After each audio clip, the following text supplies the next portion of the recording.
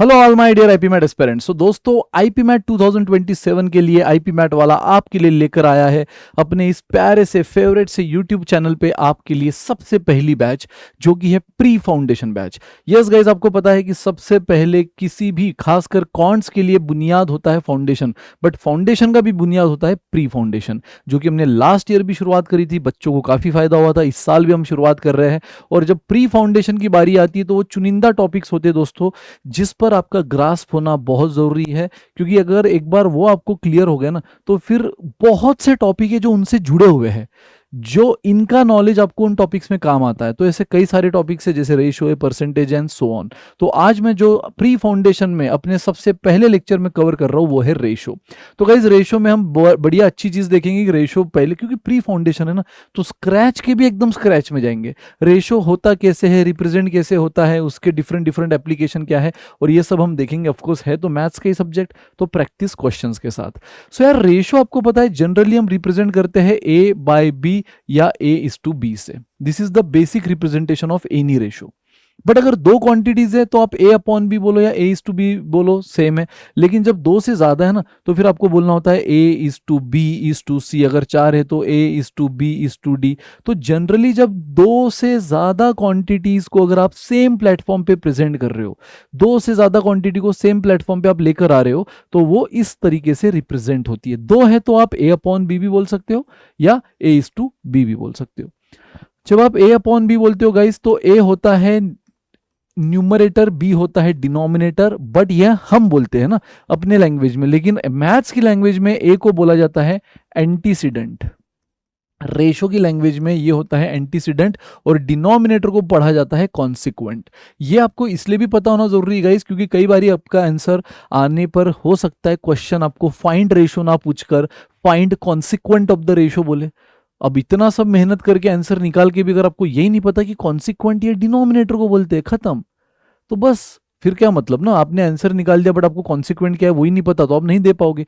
वो हो सकता है आपका आंसर आया है 2:7 और उसने आपको बोला है find consequent of the ratio, चार ऑप्शन दे दिए हैं, है ना, चार ऑप्शन उसने आपको दे दिए हैं। तो आप किस पे टिक करोगे? अगर कॉन्सिक्वेंट बोला मतलब सिंपली डिनोमिनेटर है ना, आप बी पे टिक करोगे। अगर आपको एंटीसीडेंट बोला होता तो आप डी पे टिक करते। बट हाँ, ऐसे क्वेश्चन अगर वो पूछेगा तो मैक्सिमम दो ही क्वांटिटी होगी, क्योंकि दो ही क्वांटिटी में न्यूमरेटर, डिनोमिनेटर, एंटीसीडेंट, कॉन्सिक्वेंट आएगा ना। दो से ज्यादा मैंने आपसे कहा कि जनरली दो से ज्यादा क्वांटिटीज को हम इस तरह से रिप्रेजेंट करते। तो रेशो होता क्यों है यार? रेशो अलग अलग सिचुएशन को सेम प्लेटफॉर्म पर लेकर आने के लिए एक बढ़िया सा टूल होता है मैथ्स में, जिससे हम कंपेरिजन बड़ी इजीली कर सकते हैं। तो आगे जब आप प्रैक्टिकल बेस्ड क्वेश्चन देखोगे तब आपको रेशो के और भी एप्लीकेशन समझ में आएंगे और उसका इंपॉर्टेंस आप समझोगे। लेकिन उससे पहले अब मैं अलग अलग एप्लीकेशन आपको बताऊं, उससे पहले आप रेशो की सबसे बढ़िया चीज समझ लो गाइस, जिसको मैं thumb rule of the ratio भी बोलता हूं। ये रेशो का थंब रूल है। थंब रूल मतलब समझते हो ना, जो फिक्स है, यूनिवर्सली एक्सेप्टेड है। तो किसी भी रेशो को for the sake of solution में सेम कांस्टेंट से मल्टीप्लाई कर सकता हूं, मैं सेम कांस्टेंट से डिवाइड भी कर सकता हूं। उससे रेशो की इक्वालिटी रत्ती भर भी नहीं बदलती, रेशो की वैल्यू रत्ती भर भी नहीं बदलती। यस गाइस, मैं किसी भी रेशो को सेम कांस्टेंट से मल्टीप्लाई भी कर सकता हूं। जैसे कि देखो, मैंने यहाँ 2 से मल्टीप्लाई किया। ओरिजिनल रेशो कौन सा था मेरा? A/B। उसको मैंने 2 से मल्टीप्लाई किया गाइस, फिर भी मैं गारंटी से बोलूंगा ये दोनों इक्वल है। अगर मैं मान लो इन दोनों को 3 से डिवाइड कर लूं, ए को भी 3 से डिवाइड किया, बी को भी 3 से डिवाइड किया, मैं फिर भी गारंटी से बोलूंगा कि ये फिर भी इक्वल है, ये तीनों सेम ही है। ये रेशो का रूल होता है guys for the sake of solution. अब वो क्यों मल्टीप्लाई करना पड़ेगा आपको आगे समझेगा जब हम क्वेश्चन देखेंगे। बट जब भी मल्टीप्लाई करना पड़े ना, बिंदास कर देना, उससे वैल्यू नहीं बदलती रेशो की। हाँ, लेकिन that constant should be same. ऐसा नहीं कि ऊपर आप 3 से मल्टीप्लाई कर रहे हो, नीचे 2 से, ऊपर आप 2 से डिवाइड कर रहे हो, नीचे 3 से मल्टीप्लाई कर रहे हो, ये नहीं। ऑपरेशन भी सेम चाहिए, कांस्टेंट भी सेम चाहिए। मल्टीप्लाई कर रहे हो ऊपर तो नीचे भी multiply with the same constant, divide कर रहे हो ऊपर तो नीचे भी सेम कांस्टेंट से डिवाइड करो, ठीक है। हाँ, और ये सिर्फ मल्टीप्लिकेशन डिवीजन तक, एडिशन सब्ट्रैक्शन अलाउड नहीं है। आप सोच रहे होंगे कि सर अगर मान लो मैं ए में अगर 5 ऐड कर रहा हूं तो बी में भी 5 ऐड कर दूं, या ए में भी 5 माइनस कर रहा हूं तो बी में भी 5 माइनस कर दूं, उससे आंसर सेम आएगा? नहीं भाई, इसकी गारंटी हम नहीं देते, इसका दावा हम नहीं करते। ये रूल सिर्फ मल्टीप्लिकेशन और डिवीजन तक है। चाहे तो एग्जाम्पल से देख लो। अगर मैं ओरिजिनल रेशो 15/10 लू गाइज, और चलो अब मैं आपको क्या कर रहा हूं, इन दोनों को 3 3 से मल्टीप्लाई कर रहा हूं तो ये हुआ 45, ये हुआ 30। देखो 10 इंटू 3 30, 15 इंटू 3 45। या मैं इन दोनों को 5 5 से डिवाइड कर रहा हूं तो 15 अपॉन 5 3 एंड 10 अपॉन 5 2। तो दोनों को गाइज मैंने 5 से डिवाइड किया,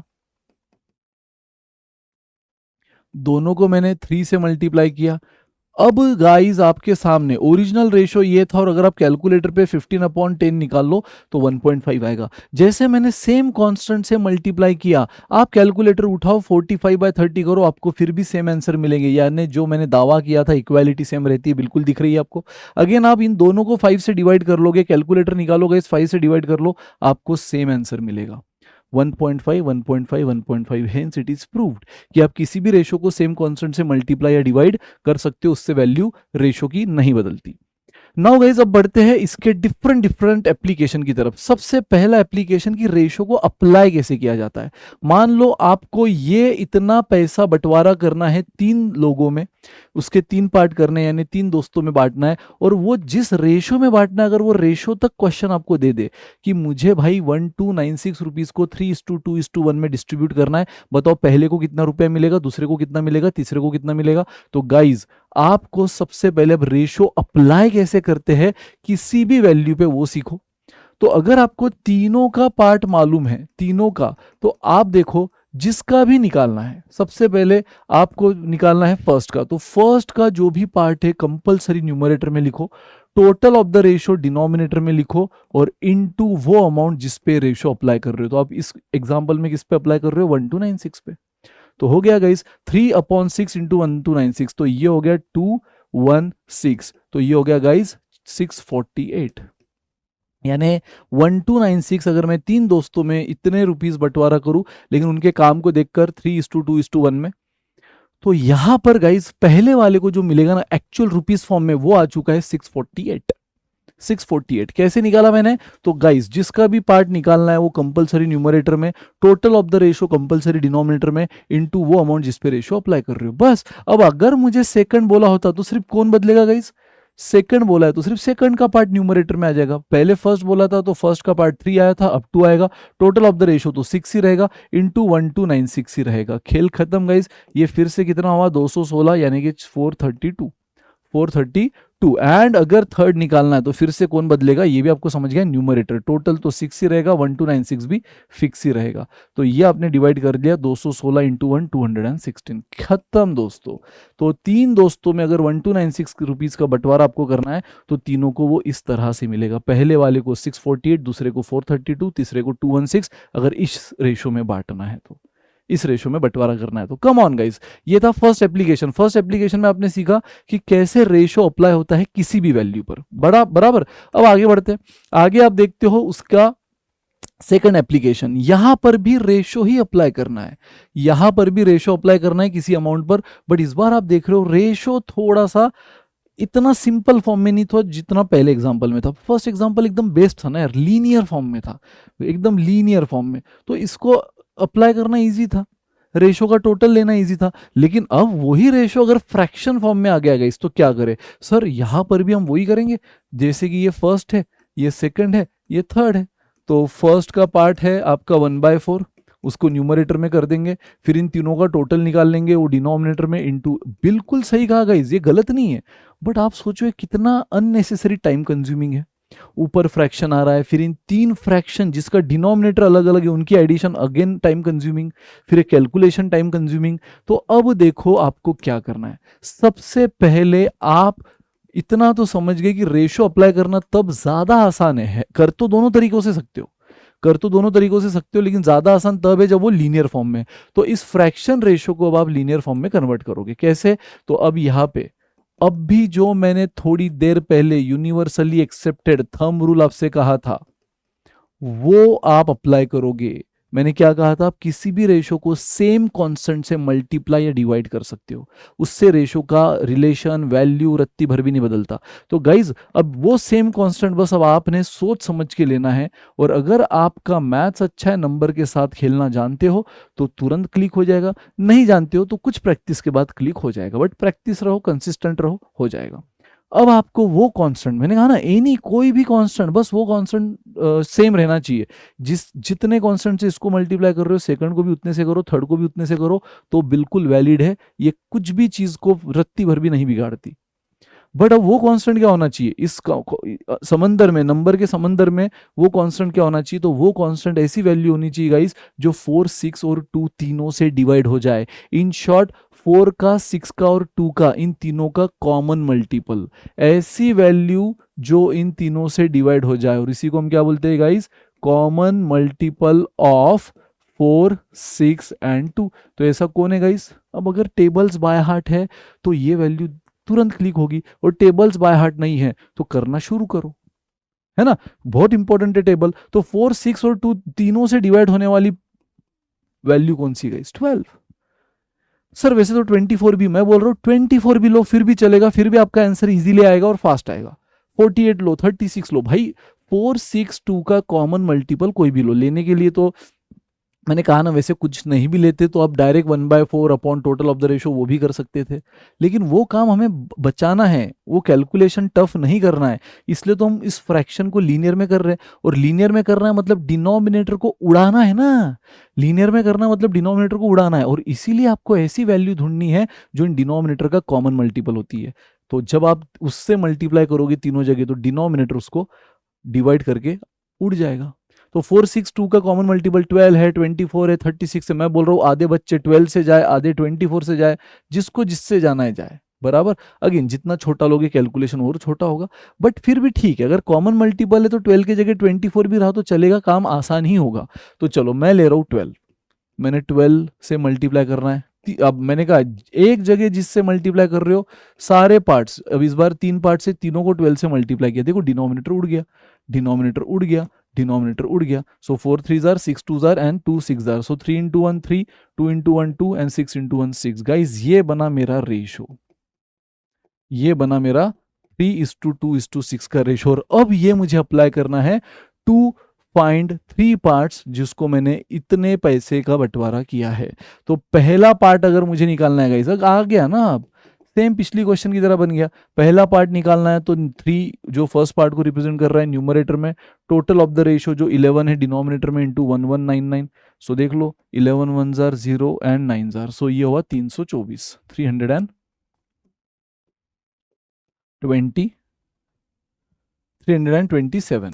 है ना, 109, सो 327। अगेन सेकंड पार्ट अगर मुझे निकालना है तो सेकंड पार्ट को 2 है, टोटल ऑफ द रेशो तो सेम रहेगा, टोटल अमाउंट भी सेम ही रहेगी, ठीक है। तो ये उसको डिवाइड होके हो गया 218। और थर्ड पार्ट देख लो guys, 6, total of the ratio तो 11 ही रहेगा, इंटू 1199 ही रहेगा, तो ये हो गया है 109 इंटू 6, 654। चाहे तो आप फिर से इन तीनों को ऐड कर लो, आपको यही मिलेगा ये। एंड गाइस ट्रस्ट मी, जो रेशो ये बंटवारा करता था, है ना, जो बंटवारा ये रेशो से होता था सेम बंटवारा इस रेशो से हुआ है, बस थोड़ा सा इजीली हो गया, फास्ट हो गया। जो बंटवारा ये रेशो करना चाहता था सेम बंटवारा इसने किया है, बट ये लीनियर फॉर्म में होने से थोड़ा टैकल इजीली हो गया। तो ये होता है, ये सेकंड एप्लीकेशन में आप ये सीख रहे हो। फर्स्ट में तो आपने रेशो अप्लाई करना सीखा, सेकंड में रेशो अप्लाई करना तो आप सीख चुके थे, बट जब इस तरह से उसने फ्रैक्शन फॉर्म में दिया है तो उसको लीनियर फॉर्म में कर लिया करो, ये सीखा है। और उसके लिए आपको डिनोमिनेटर का कॉमन मल्टीपल ढूंढना होता है, और फिर आपका काम आसान हो जाता है। डिनोमिनेटर उड़ गया मतलब आपको मिल गया आपका लीनियर फॉर्म में रेशो, और वो अप्लाई करना आप जानते हो। अच्छा, अगर आप 24 से भी मल्टीप्लाई कर लेते ना गाइस, यहाँ पर मान लो 1/4 इज टू 1/6 इज टू 1/2 को मैंने 12 से किया, अगर आप 24 भी ले लेते तो देखो घूम फिर कर वही रेशो आता। ये डिवाइड होके कितना हो गया 4 6 जार, ये डिवाइड होके 4 जार, और ये डिवाइड होके 12 जार। 6:4:12। लेकिन मैंने आपसे कहा ना कि आप मल्टीप्लाई भी सेम कांस्टेंट से कर सकते हो, डिवाइड भी सेम कांस्टेंट से कर सकते हो, सिर्फ एडिशन सब्ट्रैक्शन नहीं। तो अगर मुझे दिख रहा है यार ये 2 2 2 से डिवाइड हो रहा है, तो मैंने तीनों को अगेन सेम कांस्टेंट, जैसे यार 24 से मल्टीप्लाई किया तीनों में, अब यह तीनों को 2 से डिवाइड कर रहा हूं, तो ये 3 आ जाएगा, ये 2 आ जाएगा, ये 6 आ जाएगा। 6/2, 4/2, 12/2। गाइस डिक्टो सेम रेशो आया, यस। तो मैंने कहा ना किसी से भी मल्टीप्लाई करो फर्क नहीं पड़ेगा, आंसर सेम ही आएगा। बस इतना है कि 12 से आपका डायरेक्ट आ गया था, 24 से थोड़ा सी वैल्यू बड़ी थी, बट मुझे दिख रहा है कि वो और सिंप्लीफाई हो सकती, तो मैंने उसको और सिंप्लीफाई किया, ठीक है। जो घूम फिर कर वो यही कम ऑन गाइस, नाउ अब बढ़ेंगे हम थर्ड एप्लीकेशन की ओर। अब थर्ड एप्लीकेशन क्या है, जब आपको इस तरह से रेशो दिया है तो कैसे आप, जैसे आपको A:B दे दिया है, बराबर कितना दिया है 5:7, आपको B:C दे दिया है 2:3, और आपको बोला है फाइंड A:C। तो बड़े धुरंधर बच्चे कैसे करते पता है, ए सर ए बोला है तो देखो ए यहाँ पे 5 है, ओ हो, सी यहाँ पे 3 है, ओ हो सर दिस इज आंसर। भाई पहली फुर्सत में इसको दिमाग से हटाओ, अगर ऐसी कुछ भी बातें सोच रहे हो अनाप शनाप तो इसको दिमाग से हटाओ गाइस। आप ऐसा कभी मत करना कि आपको दो इंडिविजुअल रेशो दे दिया है और जो आपको पूछा है वो एक पार्ट किसी और रेशो में, दूसरा पार्ट किसी और रेशो में, आपने वहीं से कॉपी पेस्ट कर लिया। नहीं गाइस, आप ए और सी को कॉपी पेस्ट करोगे लेकिन पहले उनको सेम प्लेटफॉर्म पे लाओगे, सेम प्लेटफॉर्म पे। तो देखो अब ऐसे क्वेश्चन को कैसे सॉल्व किया जाता है। अब ए और सी को देखो, ए बी से जुड़ा हुआ है, सी भी बी से जुड़ा हुआ है। ए और सी भले ही आपस में जुड़े हुए नहीं, बट दोनों का एक म्यूचुअल फ्रेंड है जिसका नाम है बी। तो यस, ऐसे क्वेश्चन में अब इसको करने के मैं आपको दो तरीके बताऊंगा, बट सबसे पहला तरीका जो बता रहा हूं, तो ऐसे क्वेश्चन में आपको सबसे पहले तो म्यूचुअल फ्रेंड यानी कि वो कॉमन वेरिएबल ढूंढना है जो दोनों जगह है, क्योंकि उसी के साथ खेलना है।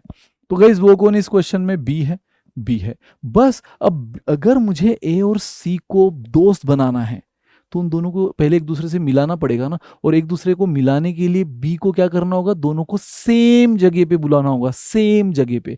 तो गाइज यहां से मैं उसको नंबर के फॉर्म में ऐसा बोलना चाहूंगा कि बी को सेम करो, दोनों जगह बी को सेम करो, तब जाके ए और सी एक दूसरे से रिलेट हो जाएंगे। तो मुझे बताओ यहां बी कितना है 7, यहां बी कितना है 2, तो 7 और 2 का कॉमन मल्टीपल कौन है 14 है ना। 7 के टेबल में भी 14 आता है, 2 के टेबल में भी 40 आता है। या फिर इसको ऐसा बोलो, इस मेथड को मैं अपनी लैंग्वेज में बोलता हूं, इसकी टोपी उसके सर।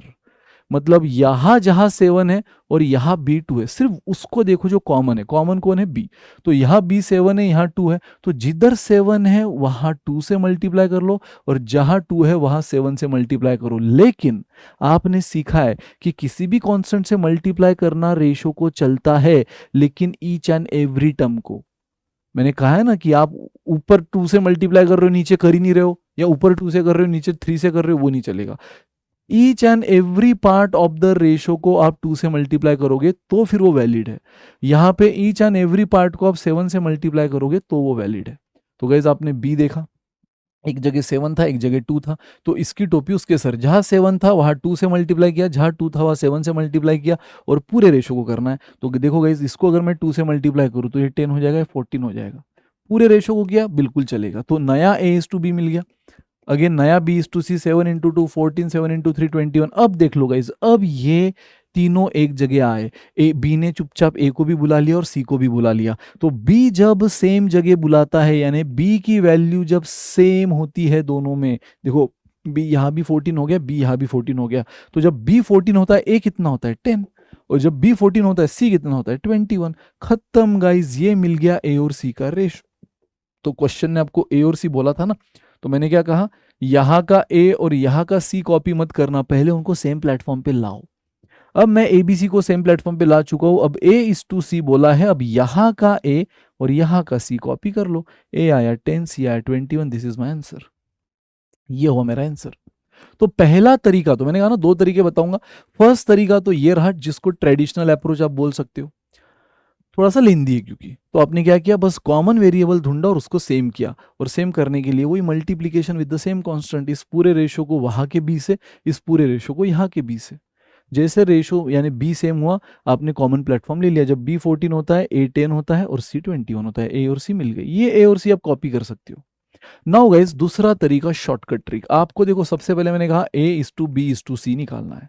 अब उसके लिए पहले आप क्या करोगे, फर्स्ट जो गिवन डेटा है वो पहले रो में लिख लो, 5:7 बराबर ए के नीचे ए, बी के नीचे बी।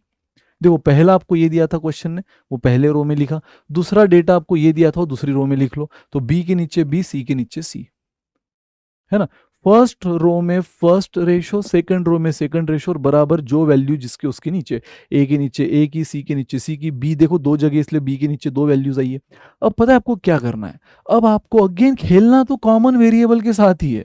तो कॉमन तो बी है, ए होता तो ए के साथ खेलते, सी होता तो सी के साथ खेलते, इस बार बी के साथ खेलना है। और क्या खेलना है, तो जहां जहां अब रो में जगह खाली दिख रही है, एम्प्टी स्पेस दिख रही है, वहां रिस्पेक्टिव बी कॉपी पेस्ट करो। जैसे गाइस देखो, फर्स्ट रो में यहां तो जगह खाली नहीं है, यहां जगह खाली है, सेकंड रो में यहां जगह खाली है, तो वहां क्या कॉपी होगा पता है, रिस्पेक्टिव बी। रिस्पेक्टिव बी मतलब फर्स्ट रो में फर्स्ट रो का बी, सेकंड रो में सेकंड रो का बी। तो फर्स्ट रो में जहां भी जगह खाली है वहां पे बी 7 है, वो कॉपी करो। सेकंड रो में जहां भी जगह खाली है वहां पे बी 2 है, वो कॉपी करो। गाइज समझ में आया, कॉपी तो आपको वही करना है जो कॉमन है। तो कॉमन बी है इस क्वेश्चन में, ए होता तो ए से करते, सी होता तो सी से करते, वो भी हम देखेंगे आगे। तो गाइज आपको क्या करना है, जहां जगह खाली है वहां रिस्पेक्टिव बी कॉपी करो। ऊपर बी 7 है तो वो 7 कॉपी किया, नीचे बी 2 है तो 2 कॉपी किया, खत्म। और इनका मल्टीप्लीकेशन ले लो। Multiplication column wise, 5 into 2 10, 7 into 2 14, 7 into 3 21। देखो ना यार, वही तो रेशो मिला, दिख तो वही। तो इतना सब ना करते हुए आपको एक ही इसमें मिल गया सेम रेशो। और अगर आपको अब A:C पूछा है तो A:C, यहां A 10 है और यहां C 21 है। देखो आ गया सेम आंसर। ठीक है, तो आपकी मर्जी, इससे जाना है इससे, चाहे तो इससे। बहुत से स्टूडेंट को अभी फिलहाल ये ज्यादा बेटर लगेगा क्योंकि स्कूल से ये करते हैं, लेकिन जब इसकी प्रैक्टिस हो जाएगी ये ज्यादा डुएबल और टाइम बचाने वाली चीज हो जाएगी। नाउ बढ़ते हैं गाइस नेक्स्ट एप्लीकेशन की तरफ। यहां तक कोई भी डाउट है तो एक बार रिकॉर्डिंग देख लेना। फोर्थ एप्लीकेशन देखो। क्वेश्चन जब आपको इस तरह से इक्वालिटी देता है और रेशो पूछता है ना, तो स्टूडेंट पता है क्या करते हैं, अंधाधुंध, sir 2A is equal to 3B is equal to 4C, तो A:B:C। और कितना आसान, 2 3 4। अरे भाई रुक जाओ, अगर ये है ना तो एक बार तसल्ली कर लो। अगर मैं ए के जगह 2 रख दूं यहां तो 2 इंटू 2 4, बी के जगह 3 रख दूं यहां तो 3 इंटू 3 9, और सी के जगह 4 रख दूं यहां तो 16। गाइज उसने इक्वल बोला था, ये कहीं से भी इक्वल दिख रहा है? बच्चा भी बोल देगा नहीं है सर इक्वल, 4 9 और 16। तो इसलिए आपने जो ऊपर ऊपर से अगर किसी ने सोचा होगा कि सीधा 2:3:4, वो गलत है। तो फिर सर ऐसे क्वेश्चन में क्या करें? ऐसे क्वेश्चन में याद रहे, जब जब आपको क्वेश्चन इक्वालिटी देता है ना, आप वो इक्वल टू कुछ भी ले सकते हो। उसने आपको ये इक्वालिटी दे दी है, बराबर, उसने आपको इक्वालिटी दे दी है, आप अपने मन से इसको कुछ भी एज्यूम कर सकते हो। लेकिन अगेन मैं बोलूं, लेने के लिए तो 1 10 100 200 कुछ भी लो, बट स्मार्ट बच्चा वही होगा जो ऐसी वैल्यू ले जो 2 से भी डिवाइड हो जाए, जो 3 से भी डिवाइड हो जाए, जो 4 से भी डिवाइड हो जाए। याद है थोड़ी देर पहले हमने फ्रैक्शन को लीनियर फॉर्म में किया था रेशो में, तब ऐसी वैल्यू ढूंढी थी जो डिनोमिनेटर का कॉमन मल्टीपल हो। अब यहां पे ऐसी वैल्यू ढूंढो जो इन कोइफिशिएंट का कॉमन मल्टीपल हो, जो ए बी और सी को कोइफिशिएंट मल्टीप्लाई कर रहे हैं ना, उनका कॉमन मल्टीपल। तो आपका काम आसान होगा। मैंने कहा ना, लेने के लिए तो 10 भी लेकर आपका आंसर सेम ही आएगा, थोड़ा बहुत बस मेहनत बढ़ जाएगी, सिंप्लीफिकेशन ज्यादा करना पड़ेगा, बट घूम फिर कर आंसर वही आएगा। बट काम आसान करना चाहते हो, जो कि जरूरी है करना, तो आप ऐसी वैल्यू लो जो इन कोइफिशिएंट का कॉमन मल्टीपल। तो 2 3 4 का कॉमन मल्टीपल गाइस, अगेन अगर टेबल याद है तो ऐसी वैल्यू जो 2 3 और 4 तीनों से डिवाइड हो जाए तो वो है 12। सर 24 भी बिल्कुल है, ले लो। जो नहीं है वो भी ले सकते हो, मैं तो बोल रहा हूँ, लेकिन उसमें सिंप्लीफिकेशन बहुत बढ़ जाएगा। तो 12 24 36 लेने से काम आसान होगा, उसमें जितनी छोटी लोगे और काम आसान होगा। तो गाइज वो बोल रहा है ये तीनों इक्वल है, और मैं बोल रहा हूँ इक्वल टू 12 है। इसका मतलब मैं बोलना चाहता हूँ 2A भी 12 है, 3B भी 12 है, और 4C भी 12 है। खत्म। अब इससे A मिला, B मिला और C मिला। और क्वेश्चन ने आपको क्या पूछा था? Point A:B:C। तो A है 6, B है 4, C है 3। बोलो तारा रारा, दिस इज माई आंसर। ये रहा गाइस मेरा आंसर। ठीक है जी, तो बढ़ते हैं अगले एप्लीकेशन की तरफ, जो थोड़ा सा वर्ड बेस्ड क्वेश्चन फॉर्म में है। लेकिन देखो कितना आसान। इन अ बिजनेस अमंग 4 पार्टनर, 4 दोस्तों में बिजनेस हो रहा है, ABCD, चारों का नाम ABCD है। The profit is distributed among A and B। तो A और B में प्रॉफिट का रेशियो 2:5 दे दिया है, and among C and D 3:7, ये 3:7 दे दिया है। Now if it is known that the profit received bye B and C is same. Question बोल रहा है बी और सी जो प्रॉफिट कमा रहे हैं ना वो सेम है। खत्म। अब यही आपके लिए हिंट है। अब आपको जो रेशो दिया है वो टुकड़ों में दिया है ना, ए बी का अलग सी डी का अलग, लेकिन बदले में ये उसने हिंट दे दी कि बी एंड सी का actual profit should be same. उसने प्रॉफिट का रेशो दिया है आपको, ए और बी, सिर्फ ये दो पार्टनर का अगर मैं प्रॉफिट लूं और उसमें रेशो निकालूं तो ये बनता है। सिर्फ सी और डी का मैं प्रॉफिट लूं और उसमें रेशो निकालूं तो ये बनता है। उसने हमें चारों का दिया ही नहीं है ना, साथ में चारों का दिया होता तो बी और सी मुझे सेम दिख रहे होते कंपोनेंट वाइज, क्योंकि क्वेश्चन क्लियर बोल रहा है the profit of B and C, the profit received by B and C is same. तो गाइज यहाँ पे टुकड़ों में है वो इसलिए अलग दिख रहा है, बट हिंट क्वेश्चन ने दे दिए बी और सी का प्रॉफिट सेम है। तो अब आपका काम वही है ना कि बी और सी को किसी भी तरह सेम करो। और किस तरह करना होता है वो आपने थोड़ी देर पहले ही देखा था गाइस। आपको क्या करना होता है, इसकी टोपी उसके सर, अब यहाँ पे तो ऑफकोर्स इसकी टोपी उसके सर ही लेना होगा, क्योंकि वो जो शॉर्टकट ट्रिक्स हमने देखी थी ना, A is to B is to C वाली, तो वो तो तब जब दोनों में कॉमन वेरिएबल हो, दोनों में कॉमन वेरिएबल हो तो तब वो ज्यादा बेटर जाती है। अदरवाइज इसमें बहुत ज्यादा थॉट प्रोसेस देनी पड़ेगी, है ना। वो लेने के लिए वो ले सकते हो, बट थॉट प्रोसेस ज्यादा देनी पड़ेगी। सो बेटर वे यहाँ पे आप इसकी टोपी उसके सर जो हमने सीखा है वो यूज करते हुए आपको जो क्वेश्चन बोल रहा है वो सिचुएशन लेकर आओ। और क्वेश्चन ने क्या बोला है, क्वेश्चन ने बोला है profit received by B and C should be together, जो मुझे अभी फिलहाल सेम नहीं दिख रहा। बी यहाँ पे 5 दिख रहा है, सी यहाँ पे 3 दिख रहा है, तो 5 और 3 का कॉमन मल्टीपल 15 है। या फिर मैंने कहा इसकी टोपी उसके सर, यहाँ 3 से मल्टीप्लाई कर दो, बराबर, जहां जहां 5 है, और यहाँ पे गाइस 5 से मल्टीप्लाई कर दो जहां जहां 3 है। तो जहां जहां 5 है वहां 3 से मल्टीप्लाई कर दो, और जहां जहां 3 है वहां 5 से मल्टीप्लाई कर दो। तो ये हो जाएगा, अगेन जो भी करना है पूरे रेशो को करना है, ये आपने सीखा है। तो ये 6 और 15, ये हो जाएगा 15 और 35, खत्म यार, फिनिश। अब देखो आपको जो तीनों चारों का, सॉरी इस बार 4 लोग है ना, तो इसकी टोपी उसके सर समझ गया ना, 5 और 3, बी और सी सेम दिखना चाहिए, तो सेम नहीं है। तो 5 और 3, जिधर 5 वहां 3 से मल्टीप्लाई, जिधर 3 वहां 5 से मल्टीप्लाई। अब बी और सी सेम दिख रहे हैं, तो अब मुझे बताओ ए बी सी और डी का कंबाइन रेशो क्या है। बी और सी जब सेम हो जाते हैं मैं साथ में ले सकता हूँ, बी और सी जब सेम हो जाते हैं, बी और सी जब सेम हो जाते हैं तो अब ए कितना होता है 6 और सी डी कितना होता है 35। मेन तो यही कंडीशन है ना, B and C should be same. तो वही तो पहले मैंने किया, रेशो के बेसिक्स को यूज करते हुए जो हम कर सकते हैं, सेम कांस्टेंट से हम पूरे रेशो को मल्टीप्लाई करें वो वैलिड है, तो सेम कांस्टेंट से इस रेशो को, अगेन ये अलग रेशो है उसको भी सेम कांस्टेंट से। तो जब बी और सी सेम हो जाते हैं तो ए 6 और डी 35 होता है। अब क्वेश्चन बोल रहा है find the share of A in the total profit of 14,200 यार ए का शेयर पूछा है टोटल प्रॉफिट में।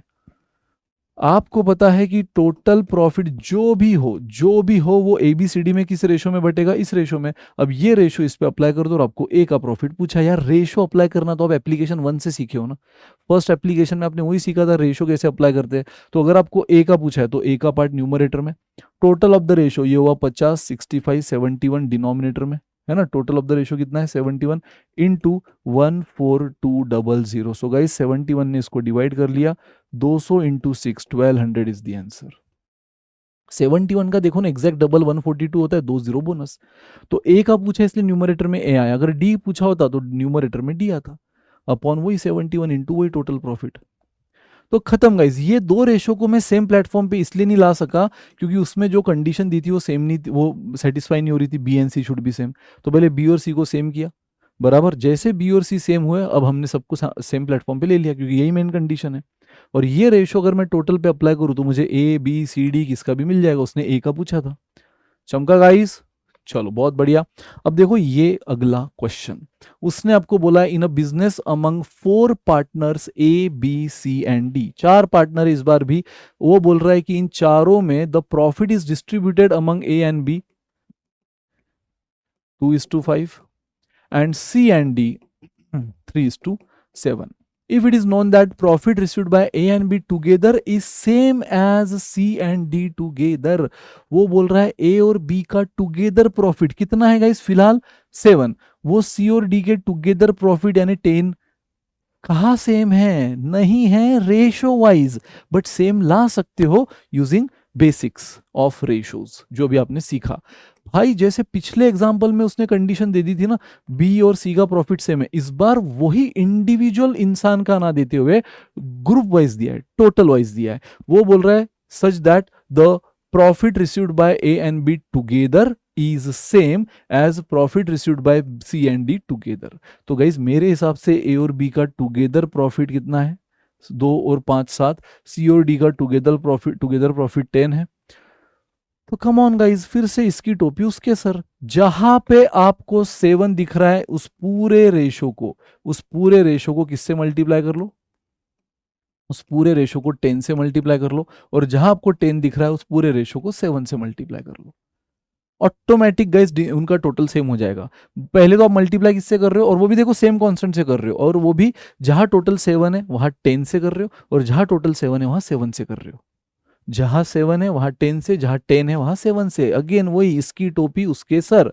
तो आपको क्योंकि टोटल सेम करना है, इसलिए इस बार आप टोटल्स वाली वैल्यूज में इसकी टोपी उसके सर खेल रहे हो। तो 10 से मल्टीप्लाई कर दिया, देखो ये आया 20, ये आया 50, बराबर 70 हुआ कि नहीं हुआ, कर लो। 20 और 50 70 होता है।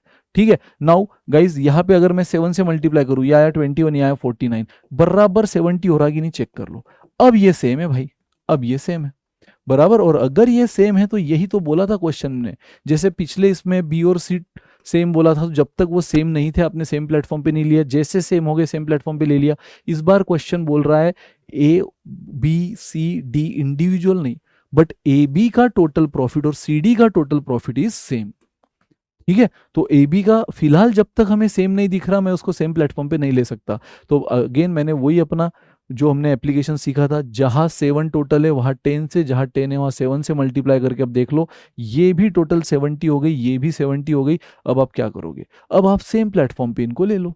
तो A is to B is to C is to D. जब टोटल दोनों की, ए बी की और सी डी की 70 होती है, तब ए और बी कितना होता है 20 50, और तभी सी और डी कितना होता है 21 49। खत्म guys, this is the ratio.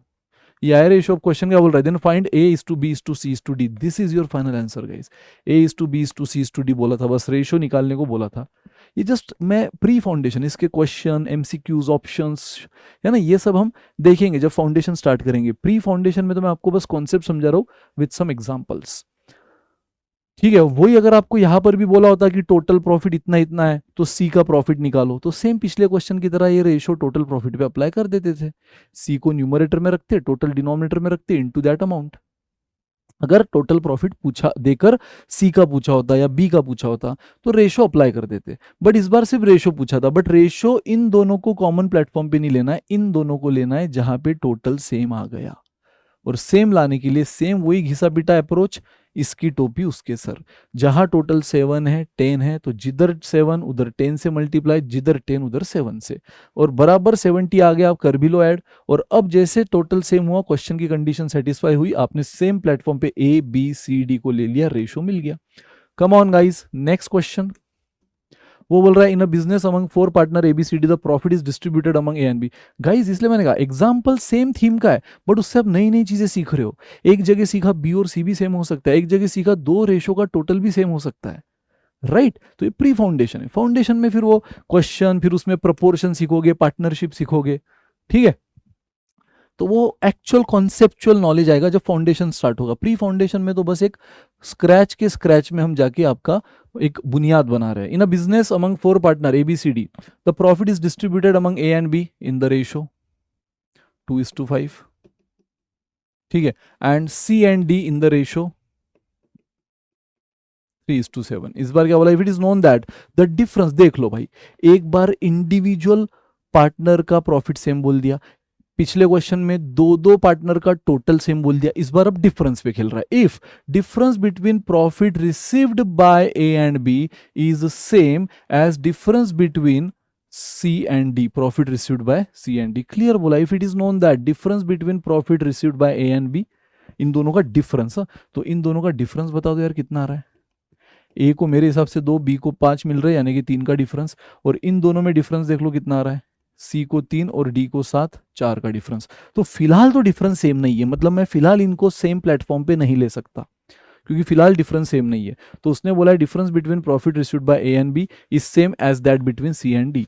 तो पहले डिफरेंस सेम करना होगा, और डिफरेंस सेम करने के लिए फिर से इसकी टोपी उसके सर। जहां डिफरेंस 3 का है वहां डिफरेंस 4 का है, तो जहां डिफरेंस 3 का है उस पूरे रेशो को 4 से मल्टीप्लाई करो, और जहां डिफरेंस 4 का है उस पूरे रेशो को 3 से मल्टीप्लाई करो। तो गाइज अब इस पूरे रेशो को मैं 4 से मल्टीप्लाई करूंगा, तो a इज टू बी कितना हुआ, 4 इंटू 2 8 एंड 4 इंटू 20, 4 इंटू 5 20, पूरे रेशो को सेम कांस्टेंट से बिल्कुल वैलिड है, ये हम सीख चुके हैं, ये हम स्टार्टिंग में थंब रूल में ही मैं उसको बोल चुका हूं। बिंदास सेम कांस्टेंट से किसी भी रेशो को मल्टीप्लाई डिवाइड कर देना, उससे रिलेशन नहीं बदलता, जो 2:5 है वही रिलेशन ये है।